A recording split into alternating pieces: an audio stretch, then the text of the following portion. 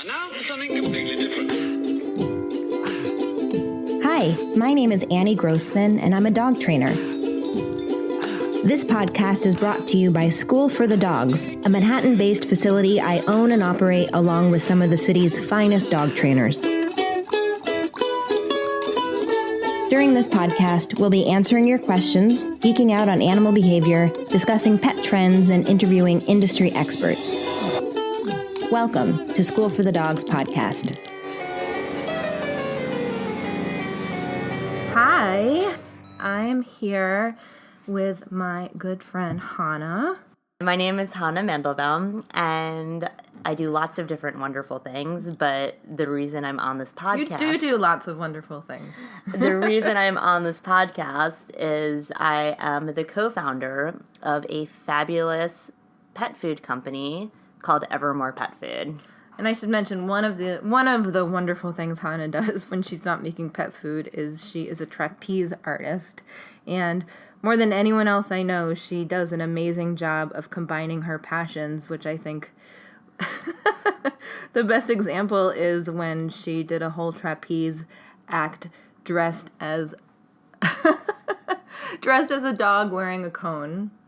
And it was a fresh spay. You're right, a freshly spayed dog. And then at the end of the trapeze act where she was dressed like a dog, she ate her own dog food. So I'm sure that you should link that in the show notes. Oh, you know I will.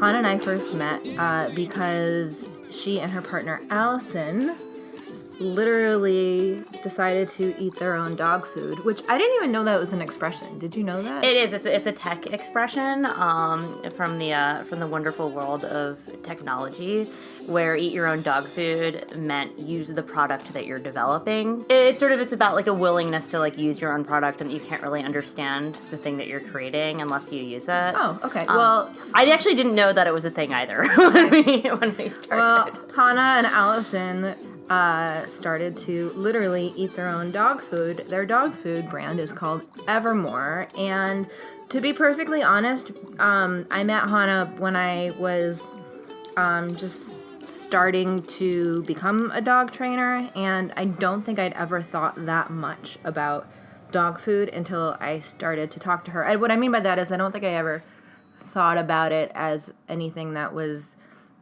that important to my dog's life. I knew he loved to eat, and eating was obviously a big part of his life, and I knew I wanted him to be healthy and live a long time, but I'm not sure I ever put it all together in that I understood that it actually mattered what I fed him. I think I felt like at the end of the day he's a dog and he can eat dog food because that's what dogs eat, and I think dog food to me was just like one category of thing that I purchased. Yeah, right? Yeah. No, and I think a lot of people think that way, and most commercial pet food isn't that great. Well, I didn't set out to start a dog food company or be a dog food mogul. I actually kind of fell into the industry. I was working as a dog walker in Red Hook, which is sort of this Wild West neighborhood of Brooklyn.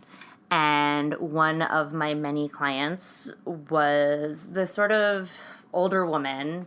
She lived alone and had an Afghan hound. And she actually had this cottage industry dog food business where she'd cook for people's dogs. And she'd scaled it a little bit beyond that. She had a couple stores in Manhattan. And one day I got a call from her that she was in the middle of having a medical event. Long story short, I stepped in to help her temporarily. And what did you think of the fact that she made dog food? You know, I didn't have dogs at the time, but I was taking care of a lot of dogs. And I was starting to see there were different methods of feeding. Raw food was starting to be a thing. I sort of became more aware as a dog walker. Really, food came to the forefront in 2007 when the melamine recalls happened. And a lot of you might not remember this, but there was this wave of tainted dog food and cat food from China. And it was actually the biggest food recall, actually. In the history of food recalls, yeah, dog or human. And affected baby food also. Did it? I didn't realize that the melamine was in baby food too. Yeah, there's an excellent book by Marion Nessel. I've actually about read it. Yeah, I've read the. Was it the pet food book or is there a different book? It's about pet food, and it's about. I think it's specifically about. I probably forgot that little bit of the book, but I've read that book. Anyway, basically, plastic got into the food in some plant in China, and it affected all like almost all the brands of major brands, Well, even it wasn't like the good or bad. This brands, chemical melamine. What I think was I think it actually cheated the lab. It did something that impacted the way that the nutritional profiles showed up in the lab. So it was even more like insidious than that. But a couple of my clients had animals that died. So after that happened, a few of them actually started cooking for their dogs. So that's really how we became aware of the food connection. And one thing that I also noticed was that the clients that were using these sort of more home cooked or the raw foods, their dogs would have way better poop. And I know this is a dog podcast, so we can talk about this. When you're a dog walker, that really matters. Well, I think it's something that people, again, don't often think about is the connection between what goes in and what goes out. When you're housebreaking, you want to set yourself up for success, which means having, if you have less pee and poop to deal with, then if you're makes feeding housebreaking easier. If you're feeding a higher quality wet food, their body is going to absorb it better, and they're also going to be drinking less water. So it will make things better on the other end. So anyway, prior to stepping in to basically take over the sick woman's dog food business, I did have exposure to kind of the merits of better food just based on my experience in pet care, being so intimately a part of so many dogs' lives. So she, just to fast forward, she ended up dying. She did. This is, it was a tragic and devastating and very long story, but she did end up passing away. In the meantime, I had enlisted another dog walking client of mine, my business partner, Allison, who at this point is like a sister to me. I didn't know that. So you started out walking her dog. Yeah. Oh, I walked her dog, Connor. And her background was as a chef. Yes, she was, her background was actually, she was a health supportive personal chef. So not only was she a chef, but she was a chef that was really trained in food as medicine and food as functional and how to provide food that is like nourishing and not just, stuff that tastes good in a restaurant. So it's like a very specific type of chef that I think really ultimately served the vision of our company so well. But her dog, Connor, was eating raw food, and she had gone through periods of her life where she had done home prepared raw for him. She'd also done some home cooking for him. At that point, I believe he was eating a commercially available raw diet, but it was still high quality raw food. He was 6 years old at the time. He was he was carrying a little bit of extra weight, and she just figured, okay, he's a 6-year-old dog, that's just what happens. And he would eat his raw, but he wasn't like super crazy about it. Then when I sort of enlisted Allison to come help with this dog food project, she naturally started feeding him the cooked food, the frozen cooked food, and he started thriving. He lost the 10 extra pounds he was carrying, had so much energy, his stool was great, and he was excited about his food. You basically took over producing the food for her clients when she passed away, is that right? It was actually while she was still alive. There was an extended period of time where she was in the hospital and she could communicate, but she was incapable of really doing anything or running a business. Ingredient-wise, how did you figure out what you wanted it to contain in order to bring it to a level where you could be selling it commercially? The first thing that we actually did was we lab tested the formulas that we had, and what we saw was that they were slightly imbalanced. So the first thing that we needed to do was to balance the calcium and the phosphorus. If anyone is cooking their own dog food, this is the first thing that they learn, that in order for like proper nutrient absorption to happen, certain minerals need to be in certain ratios, and a calcium and phosphorus is really the big one. we had initially stepped in to help Mary out as kind of just a good Samaritan act, but at some point we had that eureka moment where this is a product that people really want and can change the lives of so many dogs. But in order for it to actually work, we needed to run it like a real business, we needed to scale it, so we had a talk with Mary and sort of explained to her, look, we want to do this, but we kind of need to start over and do it right. And that's what we did. And what did that mean, doing it right? There are, as unregulated as dog food is, there are certain things that you need to do correctly. The big one is making sure it is what the technical term is complete and balanced. And what that means is that it fits into these nutritional profiles that just sort of guarantee that your dog, if you're feeding a certain food, is getting everything that he or she needs. One thing I don't think I realized before I met you is really that all commercial dog food is perfectly balanced in a way that human food isn't, because there is the expectation that someone is going to pick one kind of dog food and feed that to their dog every meal for the entire dog's life, which is not how we are expected to feed ourselves, but that therefore the FDA has mandated that basically every bite of food a dog has in his mouth at any one given point is a perfectly balanced mini nutritional profile. Yeah, right? Is that a good way to put it? That is kind of a good way to put it. And if it's being sold as food, like you can sell partial or incomplete diets, you literally just can't call it food on the front of the box. So you can sell food that's not complete, and it would be marketed more as a topper, and you couldn't actually call it food. And there would have to be a disclaimer on the back sort of saying that this is not intended for complete feeding, it's only intended for intermittent or partial feeding. One thing that I want to point out is that as humans, we don't eat complete and balanced every single day. There's no way that you or I or anyone we know really is getting all of the nutrients that they need every single day. What happens is we tend to attain balance over time, provided we have diverse and well-rounded diets. And this is something we even tell our customers. A lot of our customers are people that want to home cook for their dogs, but don't feel like they have the know-how or the time. But even feeding your dog, you don't have to feed your dog complete and balanced food every day at every meal, as long as you're feeding some food that you have that guarantee of balance for. And I've heard numbers as low as 5 meals a week, depending on who you ask. I like to say as long as half the food is balanced, then you can experiment a little bit with the rest of your dog's diet, as long as you don't overdo it in one direction or another direction. It just requires a little bit of know-how. Evermore is a gently cooked food that's sold frozen. We use all high-quality, human-grade ingredients to make a home-cooked style meal, and we, package it up and sell it to customers. So basically, it's cooking for your dog with a guarantee of balance, and you don't have to do the work. We also do go above and beyond pretty much everyone out there from an ingredient sourcing perspective. So, for example, all of our meats are from humanely raised animals. Our red meats are 100% grass-fed. Our poultry is free-range. Our eggs are pastured.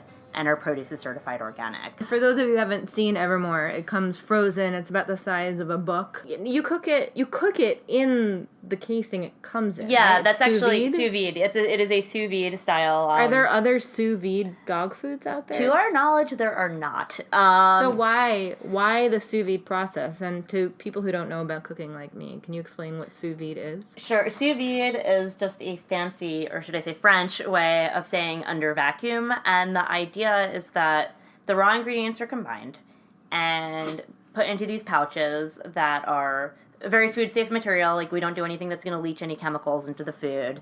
We get a lot of questions about that. But so the pouches are sealed, the air is sucked out of them, and then in a restaurant setting, it would actually be submerged in warm water and very slowly brought up to temperature.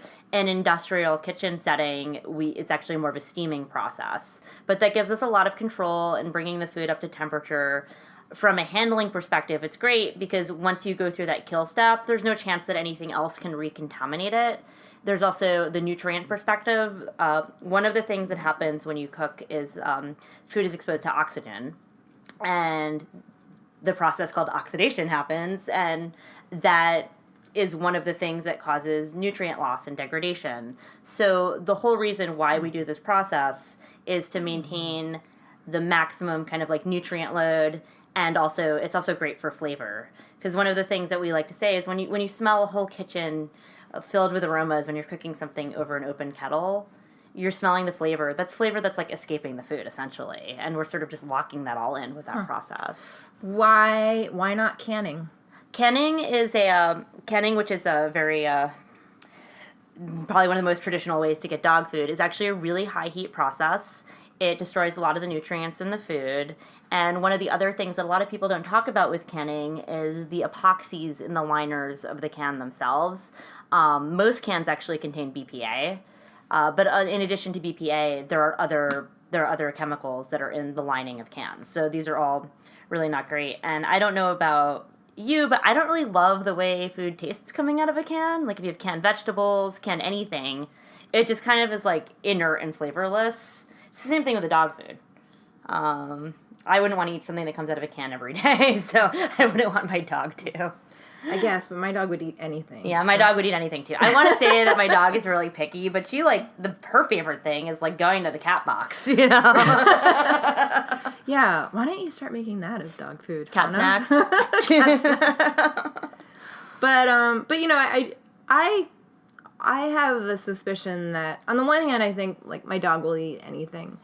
On the other hand, I encounter people who have dogs who are picky eaters, and I always think, and this is not scientifically shown, or tell me what you think about this theory, but I think if a dog doesn't want to eat something, it means it's like not the right thing for that dog. Although I should say that, but then there's like the caveat of like cat poop or something. Yeah. Like, I don't know if that's actually... I actually, I do... Like my dog would eat Snicker bars. That doesn't mean it's good for him, but Yeah. I feel like if he like turns his nose up at something, like that's a sign. Yeah, I actually believe that too. I've got all these people who will tell me about their really picky dogs, and they complain about how picky their dog is, and I'm like, I don't think he's picky. I think he's discerning, and I think that there's a lot to be said. And what's really interesting about it is that the dogs that tend to be, and this is also like a theory that I have no actual basis for this, but the dogs that tend to be the pickiest dogs are these like smaller, more bred, like further from wolf breeds. So I mean, occasionally you'll get like picky, kind of more kind of muddy, or like dogs that are these more ancestral breeds. But I'm always kind of struck by like, okay, these dogs are just like kind of like more evolved in a specific direction away from the wolf, and they're pickier in a way, and it's like they're less of... Dogs are basically these like highly evolved like scavenger garbage eating machines, and these dogs that are more bred are like somehow selected away from that. Yeah, well, when you put it that way though, and then you're like, and there are dogs are these garbage eating machines, and if there's something they don't want to eat, then maybe that's that even actually worse. means something. But you know what I mean? Like I feel like the dogs that are the pet dogs that are like these like bred as like these toy like non-working dogs, right, are the ones that are more likely to right. just like turn their nose up, and that can also be behavioral too, because those are the ones that it's like the grandma's feeding them the table scraps. Right. Well, which brings me to a question which I'm sure you hear all the time, because I hear it all the time, which is it okay to give people food to dogs? And that question drives me nuts. Right. And I mean, I want to hear your take on this. Mine is always like, food is food. Yeah, and dogs are like, I have access to this food, I don't have access to that food, and that's the difference between human food and dog food from their perspective. But tell me from a production perspective what you think about human food for dogs. I mean, I'm all for it. Like, when we're cooking in the kitchen and I'm completely reinforcing terrible behavior, and my dog is staring up at me chopping up sweet potatoes, she gets some sweet potatoes. Right, but that's right. Well, I think you just brought it to, the point, which is that it's about the behaviors that you're reinforcing, and so you could feed your dog food from your plate while you're eating, and that might reinforce the begging, but that doesn't have anything to do with the actual food, which you could also just be putting in their bowl and calling dog food, right? Exactly. Yeah, I mean, from my perspective, food is food, and highly processed food is highly processed food, and if anything, dog food is less like food than food that we're eating at the dinner table. So you and I agree that food is food. Food is food. But why is that so? Why is that so far out a concept for most people? My prior self included. Like I think like I don't think I always thought about my food and dog food all the same, but it's all marketing. I mean, really, the reason why we are conditioned to believe that dogs need these like hard little nuggets is that major corporations with lots and lots and lots of money own dog food companies. Like 85% of all pet food is produced by something like 5 companies. And these are like huge companies like Mars and Nestle and like Procter and Gamble. And they have, and like, I just read the, like, I think it's like pet food's supposed to be like a $23 billion industry this year or something crazy like that. There is so much money in pet food. And it is very much in the best interest of these companies to promote that idea. And it happens in like these very insidious ways all the way back to like vet school.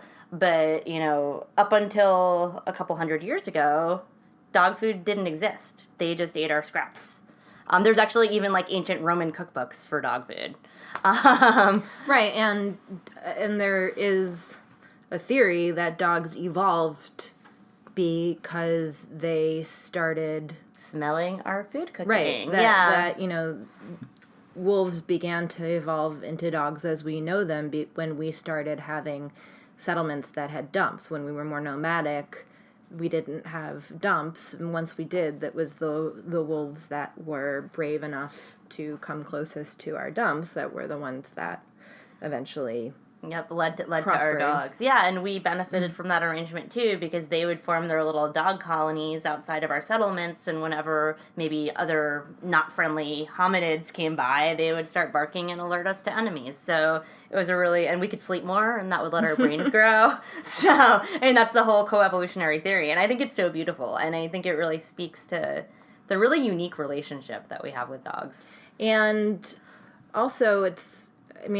not that crazy to compare our diets and their diets. Not at all, actually. So a lot of what we know about human nutrition and what happens with certain vitamin deficiencies comes from research studies done on dogs. I'm not a huge fan of animal experimentation, but, you know, it happened a lot. And a lot of these, like, food studies were done, you know, by giving dogs or depriving dogs different things. So that's how we know a lot about vitamin deficiencies. And in some ways, we know more about dog nutrition than human nutrition because of this. Actually, you know what? I never even thought about it in these terms before, but, you know, we all know that Ivan Pavlov, who, you know, is credited with discovering, I guess you'd say, classical conditioning. I mean, it existed beforehand, but he's credited at least with codifying classical conditioning or Pavlovian conditioning.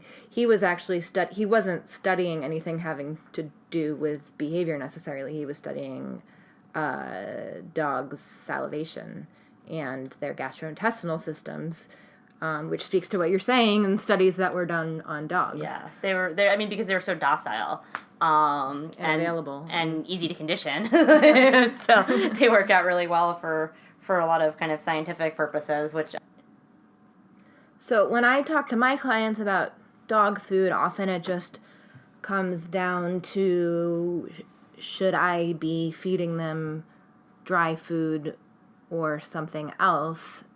And often it's a question about housebreaking, since I specifically work a lot with puppies, and I usually just explain it as, you know, I think you're better off feeding something that's closer to a fresh food or closer to a whole food, because if you can get away from more processed foods, you're going to get less pee and poop in your life, and when you're dealing with housebreaking, you certainly want less pee and poop rather than more. I don't usually go too deeply into the health implications of it all, because I feel like it's already asking a lot of people somehow to get them to think beyond canned foods and dry foods. Do you think that, I mean, like, when I just explained Evermore to people, and I'm like, okay, the food I give to my dog is frozen and I put it in the fridge overnight. Like, that as a concept is already really difficult for a lot of people. It is a lot for people, and I'm actually glad that, when I entered the marketplace, there weren't very many other companies making even, like, the type of product we make, and now there are a lot more, so that concept, because it's being driven by people investing money into getting it out there, I think it's becoming more widespread, but when it comes down to it, I think the prevalence of kibble is never going to go away, and it's a cost and convenience issue. Look, kibble's cheap. It is the cheapest, most economical way to feed your dog. It's cost-effective, it's shelf-stable, so you don't have to worry about your kibble going bad. You can travel with your kibble, and if your dog will eat it, it's it just is what it is. Like, I don't want to make people feel bad about giving their dogs kibble, but I think if people can broaden their mentality about this food being food thing and realize that there's so much you can do, even with things that are probably already in your own kitchen, to enhance that kibble. You can just put other food items in your dog's kibble. You will drastically improve their health and well-being. So what do you say to the people who say, well, that's just spoiling a dog? I would say it's not spoiling your dog to invest in your dog and making it's an investment in their health and in their longevity. Right. And you want your dog to be healthy because that benefits you in the end. It benefits you. It benefits your wallet if you don't have to drag your dog to the vet every week to figure out what their GI issue is.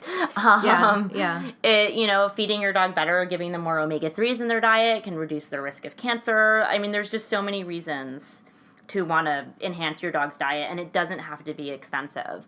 I remember I was at a conference, and I got to see Dr. Karen Becker speak, and for those of you who aren't familiar, she's just this, as celebrity of a vet can be, like, she is kind of like this rock star holistic vet, and in the conference she was saying, you can buy, like, even the crappiest commodity meat that you could get at, like, Costco.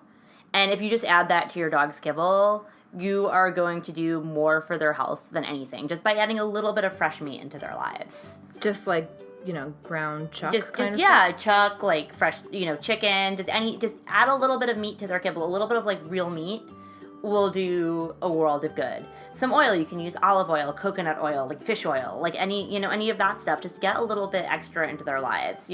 There's all kinds of nutraceuticals that you can kind of sprinkle over their food that are things that are in your kitchen that will make your dog's life better. One of my favorite moments whenever I'm introducing anyone to our product is I'll just hand them a box and let them read the ingredient list on the back and just watch their face and watch that moment where they realize, hey, this is better than what I eat. I know that you and Allison actually did eat your food for a while. Tell me how that came to be. That was actually, so we're on the 7-year anniversary of that month of our lives. I guess the way that came to be was we were just getting out there in the marketplace and we were like, okay, we need people to know about us, to want to buy our food, and we didn't have a marketing budget, so I just had this eureka moment, like, hey, we could get attention by eating it, like, let's just do it. And I kind of came up with this whole concept based on Morgan Spurlock's Super Size Me. And I decided we would call it Evermore Me, but instead of eating McDonald's for a month, we would eat our own dog food for a month, which we did. And we set very specific parameters. We weren't eating the dog food like 3 meals a day every day. We did it for lunch. We actually live streamed our meals on our website. You can still watch the archived footage at evermorepetfood.com. But you ate it for lunch, but your other meals were from the same ingredients. Yeah, right? We limited ourselves to ingredients on the box. So we made, and since Allison is a chef, we actually came up with like a whole array of like really cool recipes. Like we made these like breakfast bars with like the pumpkin seeds and like barley syrup as like a sweetener, and just these really cool creative. We did these kale oat cakes that were really good. So we made all these really cool recipes. It was super healthy. At that point, I'd been carrying like an extra like 8 pounds or so from college that never went away. By the end of the month, I was like, in the best shape of my life. I had a ton of energy. I saved a lot of money from not eating out all the time. So, and like, it made grocery shopping super simple. I mean, I won't lie. I've fed Amos Evermore sometimes, and I'm like, I wish I could just feed myself so easily out of a box and like not have to think about it and like know that there was lots of good stuff in here. I know, it's enviable. I've never gone right? so far as like frying it up as a hamburger, but I have thought about doing that. It's an acquired taste. I have to say, for me, there's a texture issue. There's things like the pumpkin seeds that are ground up and the kelp kind of like give it like a little bit of grit. And there is organ meat, so if you don't like the taste of liver, which frankly I find appalling, it takes a minute to get used to it. But a little hot sauce and salt, like seriously work wonders. You know, part of the thing with the food is that it's bland. Dogs don't have the same taste buds that we have. They don't need salt and spices to want to eat something. They just need it to smell like meat. You know, what's funny is that this whole concept of, like, complete and balanced food, like, there's more of a movement to get that kind of dog food experience for people now. Like, that the company Soylent, and I think that there's some other ones now where there are these kind of, like, complete meal replacement drinks. And I find them a little creepy, frankly, because they are deriving most of their nutrients from sort of just, like, synthesized lab vitamins, and not really using the whole foods as the basis of the nutrition. Which is really, though, the basis of commercial dog food. Yeah, right? So it's like moving towards like dog food for people. Most commercial pet foods are made from pretty inferior ingredients, and then they hit those specific nutrient profiles that we spoke about earlier by just spraying them with a lot of vitamins and minerals. And, you know, what's funny is it's actually debatable as to how bioavailable a lot of this stuff is. So you're getting the vitamins into the dogs, but they're not necessarily even absorbing them in the most optimal way. Is that because, like, in order to turn, like, a chicken into dog kibble, you have to do so much to it that it ends up taking out the necessary vitamin and minerals, so they have to put it back in? Am I understanding that right? Yeah, and there's just other vitamins and minerals too that you're not necessarily getting in, you know, just in the chicken. But it's also the cooking, like the heat processing that they're using when they're making kibble through these extrusion machines. Like, we're looking at like 500 degree cook processes. I mean, there are a couple companies that do a slow bake, lower temperature kibble out there. I guess it's also because they're trying to make something that's going to live in a bag for a really long time. Yeah, right? Yeah, exactly. And they just need to cook all the moisture out of it. Which is funny when you think about it, because it's like you shouldn't be buying something based on how long it's going to be able to go uneaten. You want to hear something gross, right? actually, about kibble? I never thought about it. You want to hear that way. something gross about kibble in a Tell bag? me, yes. So food allergies are a big problem with dogs, and a lot of times people assume, oh, it's chicken, oh, it's beef. One thing that a lot of dogs are actually turning out to be allergic to is something called kibble mites. Your bags of kibble, pretty much after a long enough timeline, they will all develop these mites that live in the kibble, kind of like, you know, how we those weird mites that like live on our eyelashes at night and like come out. It's like that, but in dog food. And a lot of the dogs, newer theories are that this is one of the things that they're allergic to. Wow. And that, you know, people will get a small bag of something to test it out for their dog, and they're like, oh, the dog's not allergic to this thing. And then they'll get the bigger bag, and then they think that their dog is getting sensitized to the new thing and is developing a new allergy, but it's actually the mites that they're allergic to all along. Super gross, right? That's really gross. Yeah. I didn't know that. If you have a small dog, don't buy the bigger bags because they're cheaper.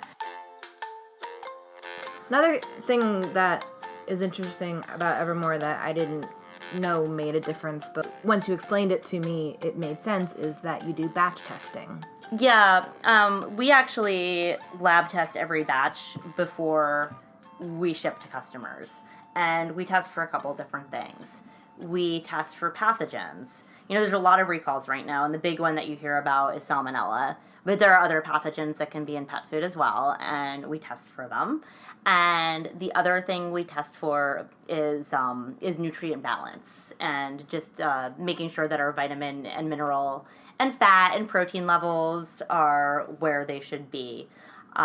Because sometimes we're shipping 16 pounds of dog food that's going to stay in the freezer, that's a little different from keeping a bag of kibble out, for like some 5-pound dog. And these people are going to keep this food for months to feed their small dog. So if you're feeding the same thing day in and day out and it's not complete and it doesn't have what it's supposed to have in it, or it has some toxin, that's going to cause real problems. And this is something that we take so seriously. You've actually thrown out huge batches, haven't you? There, we don't like talking about it, but yeah, like there has been like once or twice in like the history of our company, we haven't found anything pathogenic, but there was like, one time there was like a balance issue where we no longer work at this kitchen, but they forgot to put in our calcium.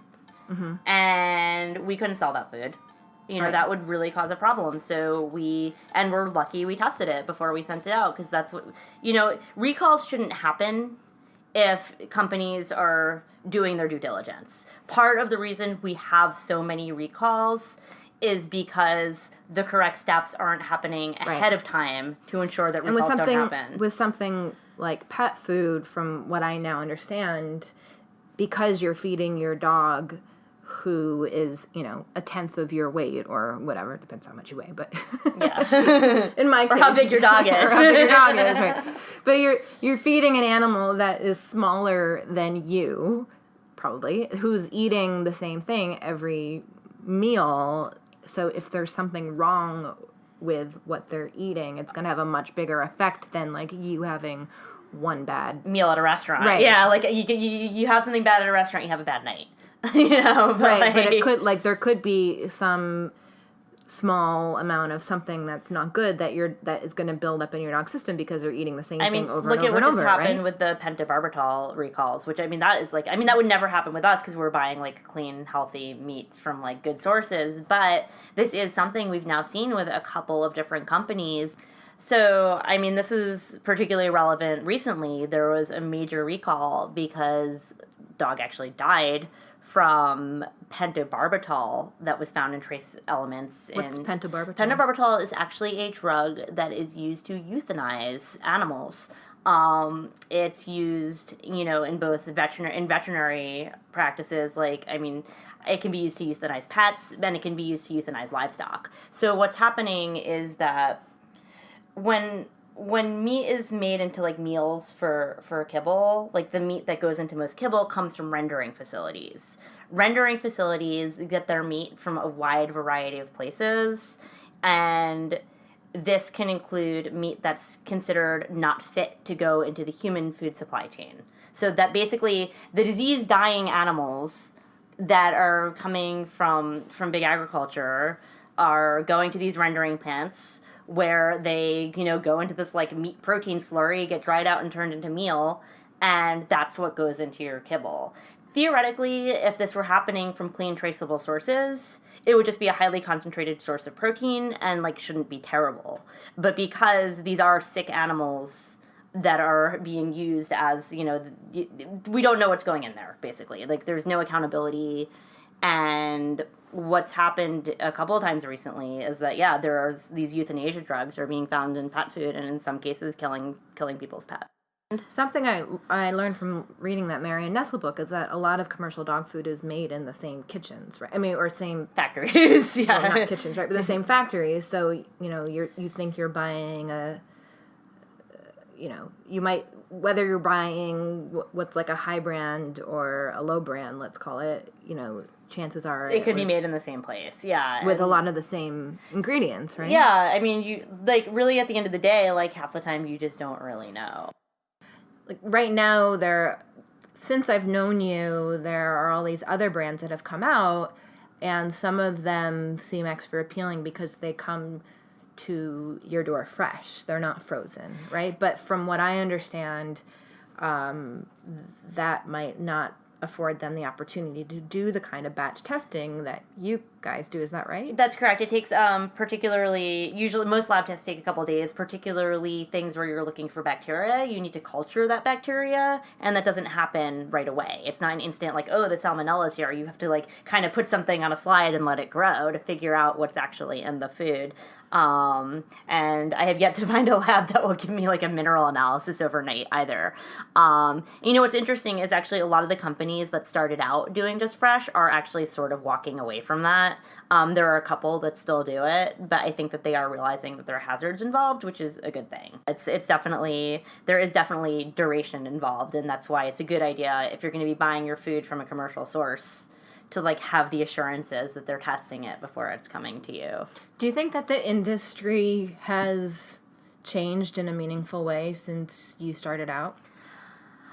That's a really good question. I think that the most meaningful changes are happening from the bottom up. I think anything that the bigger companies are doing are mostly like lip service to like capitalize on trends, and maybe they're using different language.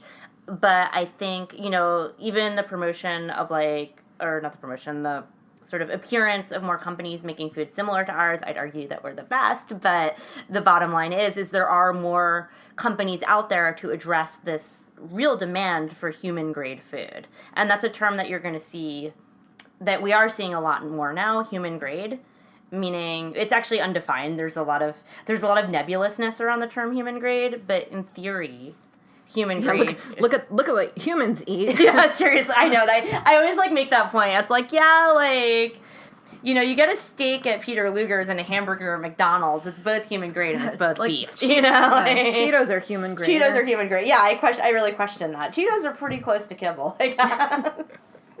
If you spray them with vitamins. But I think that there is a real, what I'm noticing more and more of is that the consumers are more educated. I am getting a lot more inquiries from people. There's more people seeking out alternatives. So I think that there is a real awareness around food that's being led mostly, it's mostly young people.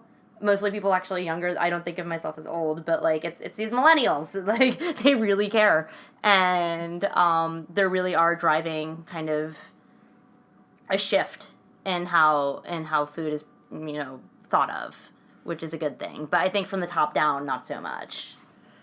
Right. Well, and also, why do you think the millennials care? I mean, why? Like, I mean, we're sort of stereotyping a group. I mean, I care. I'm technically a millennial, actually. I think we're both technically. We're the, you know, we're the Zennials. Have you heard about these? No. So there's a micro generation between like 1977 and 1983.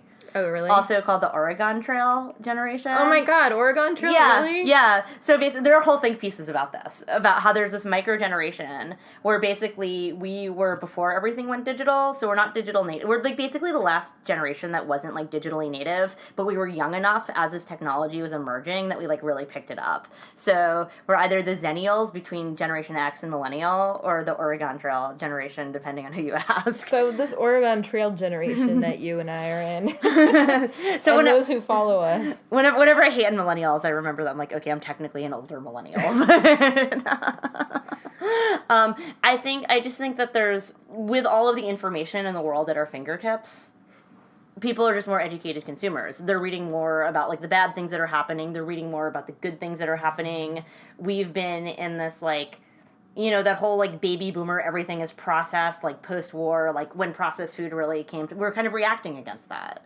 And I think that reaction against processed food, moving more towards like natural, organic, sometimes obnoxiously like superfoody, like over the, you know, way off the deep end levels of things, that's partially a reaction, but it's partially just like a growing consciousness because we have all of this information available to us. I mean, like the thing about Whole Foods is called Whole Foods because it's about whole foods as opposed to... Yeah, exactly. And it's just so funny because eating not whole foods was such like, in the whole of human history, like such a small blip. That's interesting, right? Yeah. And in the whole of dog history, such a small blip, you know, of eating these post-war Frankenfoods. That's true.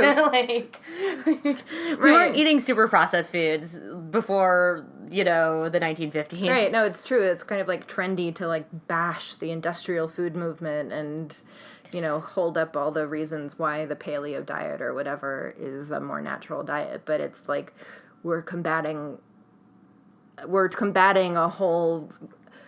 A relatively small moment in time. Yeah. Like, we're combating something that was popular during a relatively small moment in time at which we're maybe like towards the end of that Hopefully. period. Yeah, I mean, it's still, don't get me wrong, like, processed food is still, like, prevalent around the world, and in a weird way, like, it's now, like, the wealthy industrialized nations that are able to step away from it more, while the developing nations are kind of falling into it. Right, and I think it's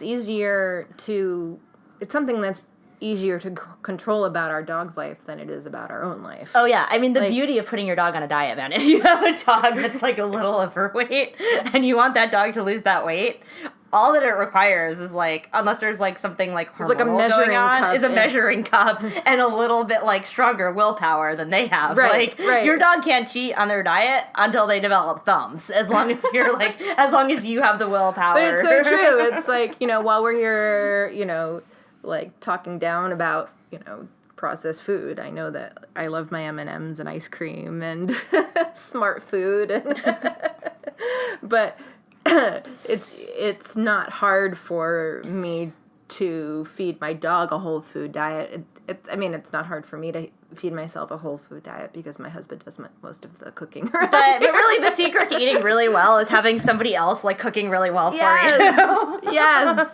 Because, like, as soon as that's an ounce of work, then, yeah, it's easier to, like, open the package of something. Right, which is why I got married.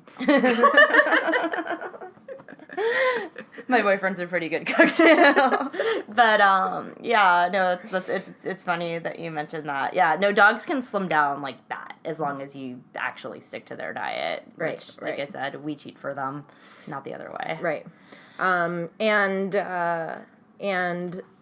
table scraps are only table scraps if they come from the table. Right? I want to get to the flip side of this too. Actually, just like while we're kind of talking kind of more broadly, it's also not going to kill you. If your dog eats, like, relatively healthy most of the time, they can also have some junk food sometimes. Like, it's all about the balance. Like, you don't have to think, like, oh my god, my dog can only eat this, like, organic, healthy, like, whatever for his entire life, and he can never get a milk bone. I mean, I think that's, like, also kind of, like, it's like you're being orthorexic for your dog.